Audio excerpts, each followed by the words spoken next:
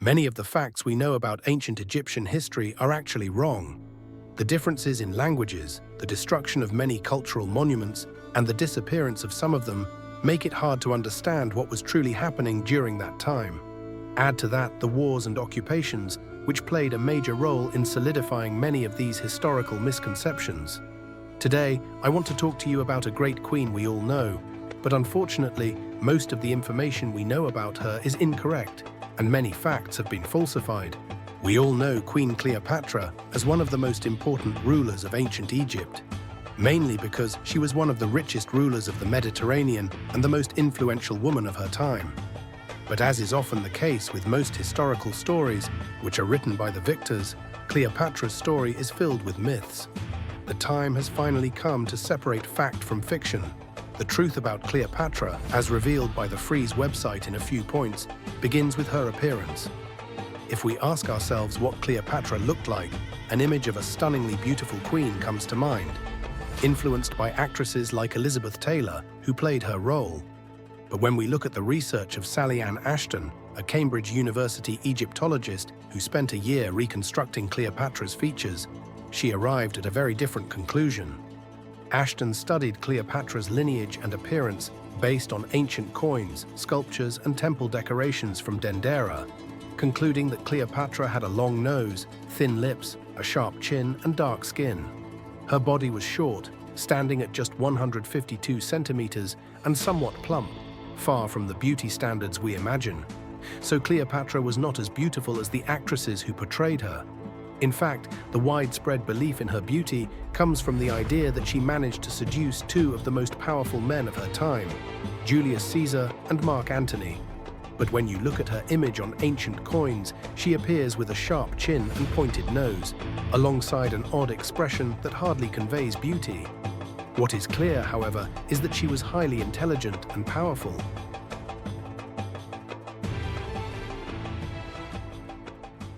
The second point is that Cleopatra was not the ruthless killer she is often portrayed to be.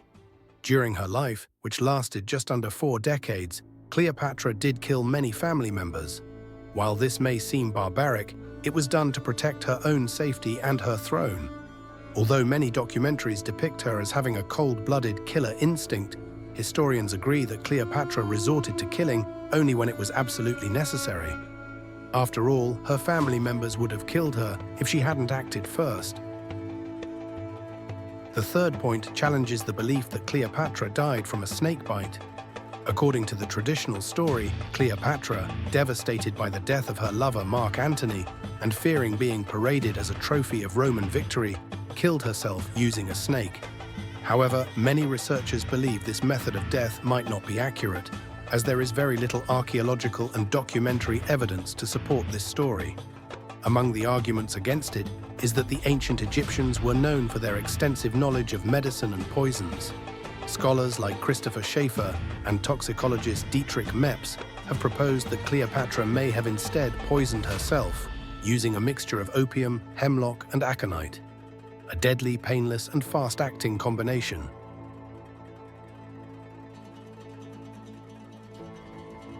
The fourth point is that Cleopatra did not die of heartbreak over Antony, despite the romanticized version of their story that we all love. Historians believe that her suicide was more likely due to the fall of Egypt to the Romans. Cleopatra foresaw that she would be paraded as a war prize, an act of humiliation that she, as Egypt's queen, could not bear after having lived a life of wealth and glory.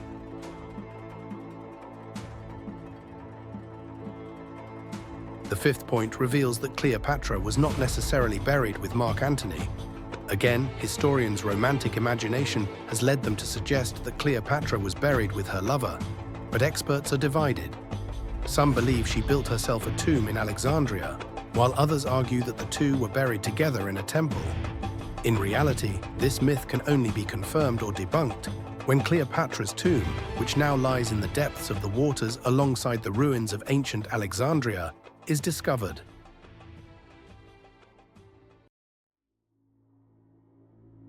The sixth point, which is somewhat well known, is that Cleopatra spent a lot of money on her beauty and hair.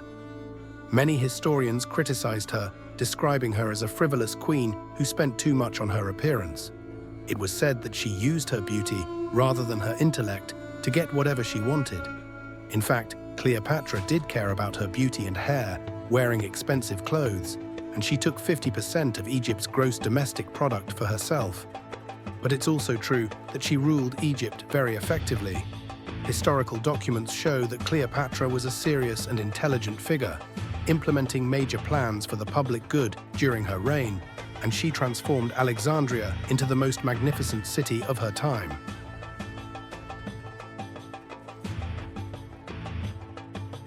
The seventh point proves that Cleopatra was a skilled political thinker and strategist.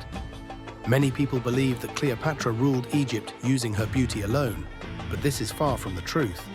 On the few occasions where she used her beauty, it was a well-thought-out strategy to benefit herself or her kingdom. There are numerous instances in history where Cleopatra demonstrated unmatched intelligence as a political thinker and strategist. She worked to make her son, Ptolemy, a strong future ruler and had an excellent ability to predict the outcomes of wars.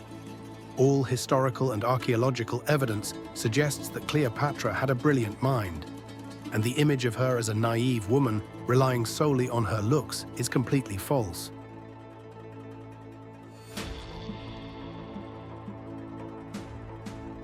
The eighth point confirms that Cleopatra was highly educated.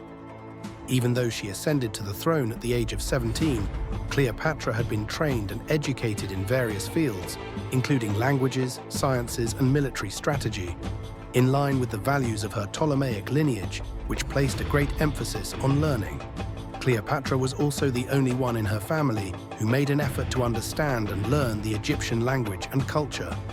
Her efforts earned her the admiration and love of the Egyptian people, who appreciated the peace and prosperity that her reign brought. It's truly unfortunate that Cleopatra was the last of Egypt's pharaohs.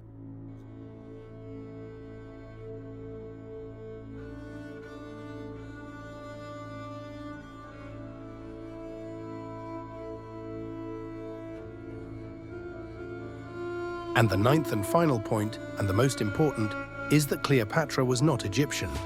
She was a descendant of the Macedonian Greek dynasty that began with Ptolemy I, and this dynasty ruled Egypt from 323 to 30 BC. Although most of its rulers largely retained Greek ideas and culture, Cleopatra was different. She made significant efforts in her youth to study and understand Egyptian culture, which is why Cleopatra learned the Egyptian language and was the only one in her family to do so. The important thing in the end is that the Egyptians loved Cleopatra due to the security and prosperity that were achieved during her reign. It is very unfortunate that Cleopatra was the last of the pharaohs. Share your thoughts in the comments and tell us what you think about Cleopatra's reign and who you consider to be the best pharaohs.